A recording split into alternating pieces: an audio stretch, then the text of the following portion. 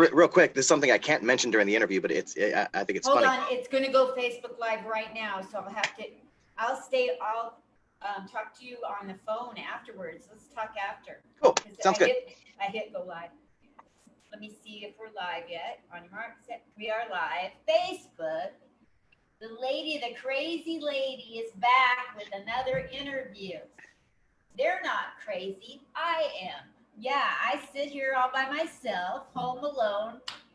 And instead of sticking my fingers in my orifices, because they don't seem to want that, I started a podcast. What else are you going to do when you're 69 and you can't 69? I'm going to do something, right? So I'm interviewing comedians, and I have a buddy from Portland, Oregon, JT Davis. There he is. Hello. He does comedy. He does voiceover acting. He's a father. He's a husband. He's a family man. He's a great guy. I got to co-host one time with him, and I fell in love with him. And it's like, oh, he's married, but he's too young. Anyway, we had fun tearing up that Harvey's Comedy Club that night, though, and we worked well together. Yes, we did. We make a good duo. We do. You don't really get do-overs on duos, so we did a good one the first time. That was for sure. Wordplay. How is my city, Portland? Is it burning in the ashes? Is it like Tara of the South? Has it slowed down? Has everybody taken sides and left each other alone? What's going on?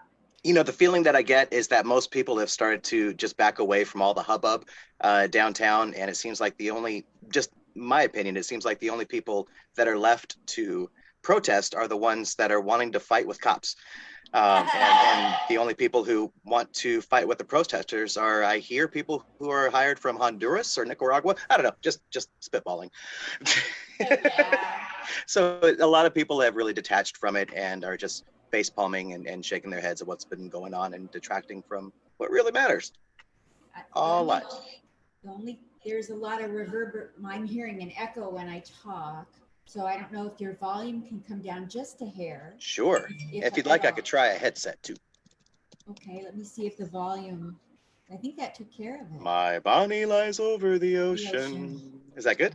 Yeah, that All right. Sounds great. So I saw that the deer statue caught fire. Oh my gosh. They burnt it in Portland, where the buses come up and there's the deer statue. The buses come from the east side to downtown and there's that deer statue. Right. Welcome to Portland. Set it on. Yeah, they said, oh, not the old white stag, welcome to Portland, but okay, who cares? The deer statue down like on down by the park blocks where all the homeless hang out. Gotcha. Yeah. And I was like, wow, I guess the buck does stop in Portland. Very nice. Nice. That's horrible to hear. I didn't authorize that. I don't know where that came from. Oh, no. So, so is Portland going to make a comeback soon? That's my hope. I hope that we return to abnormality as soon as we can. Yes.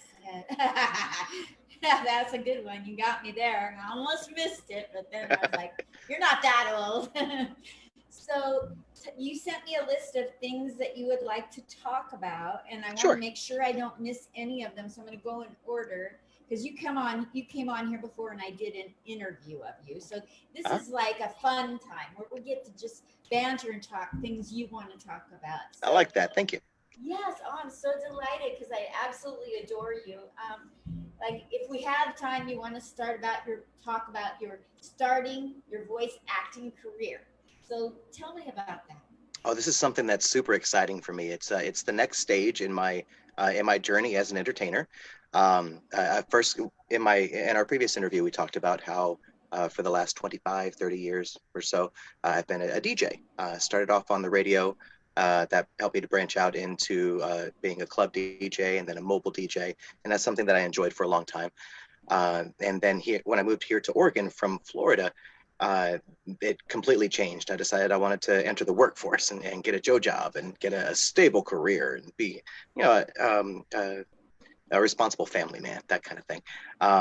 But I couldn't stay away from it. I had to do something. That's when I got into comedy. And then my next progression from comedy is now voice acting. I've completed a program with, I'm not sure if I could say their name. I'm not sure if it's proprietary or anything like that, but there's a very prominent company who helps voice actors get trained, get started so that they know what to do and how to do it. And they also help them with that all important demo that you send out to the producers to say, hey, here's what I can do for you. So we just completed that phase. I've gone through all the training to learn how to be a voice actor, what to do and when to do it and how to do it. I've completed the demo session by going into a studio downtown. That was a lot of fun. That was great fun for me. And one thing that I thought was really interesting about it was so they had me put together a 10 spot demo. Six of them are like radio commercials, and then four of them are more narrative, like for audiobooks, that kind of thing, or instructionals. And on one of them, we had a little bit of time to play with it, and it was a commercial for M&Ms. Uh, and basically asking, how do we get the new fudge brownie taste into our new M&Ms? Wouldn't you like to know? So we had some time to play with that for just a little bit. And the producer said, hey, why don't you try it a different way that hasn't occurred to you yet? Just something completely off the wall. And I went with sultry, seductive, sexy. They liked it and we kept it. So now I'm asking you if, how do we get our M&Ms to taste so good? Wouldn't you like to know? It's like, ooh, it gives me chills. I'll be right back. Oh my gosh. Is there any way you can put on headphones real You got it. quickly? It is Who got it? not going away. Thank you. Sorry about the audio issues. Oh, thank you so much for working with me. I'll give you a hint on the next thing I'm going to ask you. I want to hear about your daughter's Father's Day gift to you. Oh yeah, thanks for asking about that. I'm so proud of my little girl. How old She is she? she's now 11. She just turned 11 a week or two ago. Well, yeah, a week ago. And on Father's Day this year. Is that any better? Yes. Awesome. Awesome.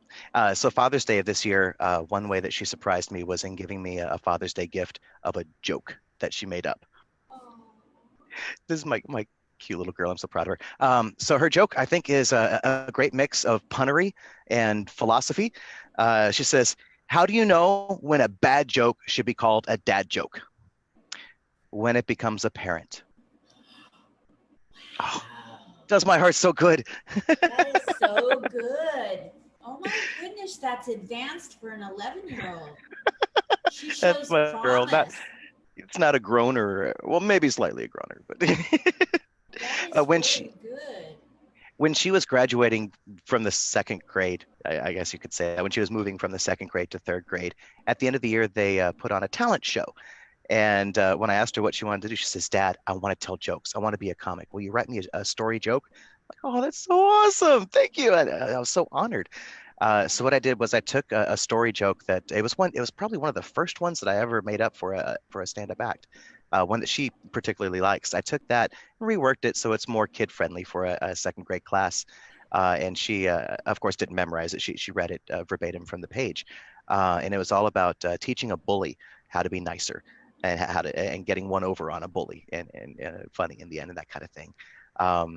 When she was done, the kids laughed where she wanted them to laugh.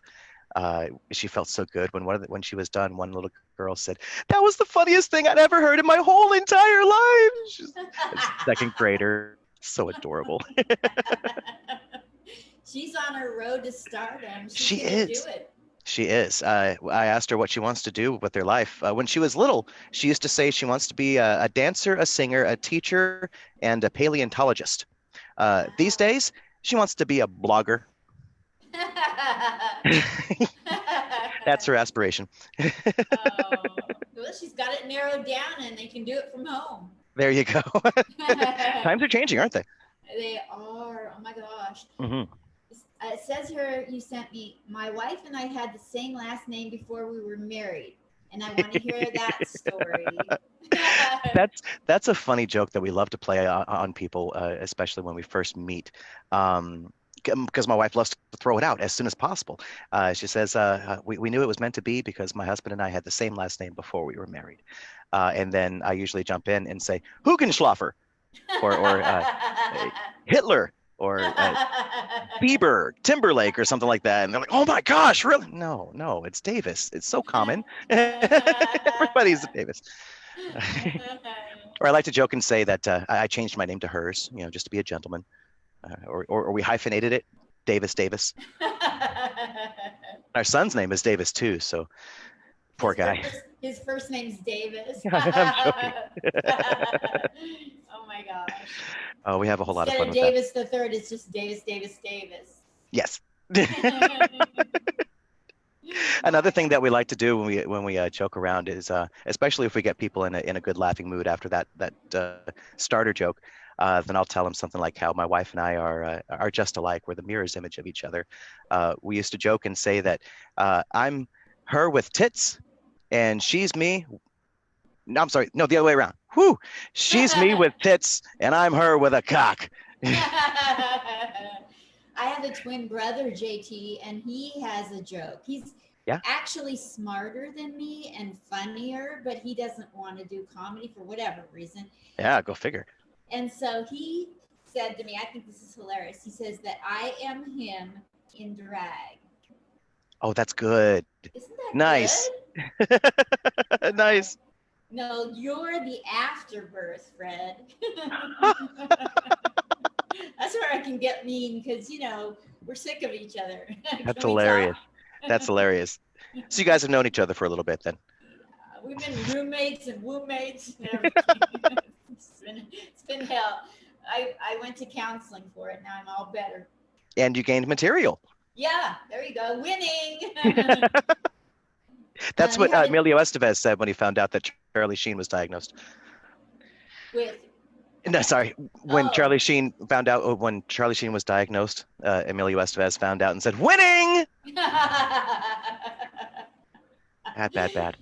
Tell me your story. You say you have an interesting story about your new dog. I love dog Ooh. stories. Oh yeah, that's cool. Thank you. Yeah, Um, you bet. so my family has had a golden retriever for the last 15 years. She Aw. just passed away in March, right before the COVID stuff started. And during COVID, a lot of people were stuck at home, so they were reaching out trying to find pets. So as far as finding pets online, it was kind of difficult to do. The pickings were slim. I think the prices probably went up, judging by how high they were. And of course, you couldn't just go down to your local pet store and take a look at pets. Everybody's closed. So we were using one of the major online pet finders, quote unquote, and uh, we were looking at a few specific kinds of dogs, and one of them popped up that wasn't really in our list of dogs to kind of search for at all. And she was I didn't recall the type, but I remembered that she had brown and white splotches like a horse or a cow would, and strikingly beautiful blue eyes, and the name Sierra. And we were like, oh, this is an interesting dog. And she's only like 5 months. We're looking for a puppy because we'd like to start off fresh again. And so let's look into trying to do an interview and possibly adopt her. Turns out they said, yeah, sorry, we just adopted her out to a guy that we've been adopting to before, so we trust him. If anything happens, we'll let you know. Uh, a couple months went by, maybe like 3 or 4 months, I don't know. And a friend of ours from Washington, guy was my best friend since I was a little kid. He and his wife came down because they're planning on helping with some home repairs, some home improvements, and they brought their two dogs. One of them was this cute little dog named Sierra with white splotches and brown splotches and beautiful striking blue eyes. Turns out that the first home that she went to, sadly, she was abused, terribly abused, thrown in a kennel, sprayed with a hose, and malnourished and kicked and all sorts of terrible stuff. So they recognized the issue there. They took her out of that first home, put her into a second home, abused there again. Not quite as bad, but still abuse nonetheless. My friend's wife, so also my friend, this was her daughter, where the dog was at that time. And she said, well, we need to get the dog out of that home. She's being abused. We'll take her to my house. Her father wasn't getting along as well with the dog as they would have liked. I wouldn't say abusing her, but it wasn't a good fit. So they realized we need to do something to get this dog a new home. So they brought her with them to come and visit us just to get her out of the house. She came to us immediately. This poor rescue dog who's been mistreated by so many people in almost every home in her 9 months came immediately to myself. She's really skittish around men. She came immediately to me. She came immediately to my wife, who was really grieving about dogs, and my daughter, who was still grieving as well. And they realized maybe we should offer this dog to the Davises. And this was the exact same dog that we fell in love with and wanted online 3, 4 months before. This is the dog, the The same same dog. dog, the same dog. And this is a nationwide service. She could have gone anywhere in the country. And just after a few homes of such unfortunate and horrible abuse, she ended up back with us. Oh, Yeah. oh, So it was that's really meant to so. be, it feels like. Oh, that's a great story. So much better than the dogs stories that I have adopting dogs that need to be put down from shelters. You know, Oh, man. you go to the no kill places, you can get a dog that's got stage 4 cancer. Yeah. And they just need love. They just need somebody to take care of them when most people wouldn't. That's very Yes. admirable that you do that. Thank you. I didn't know, but thank you anyway. Hmm. I got tricked. Gotcha.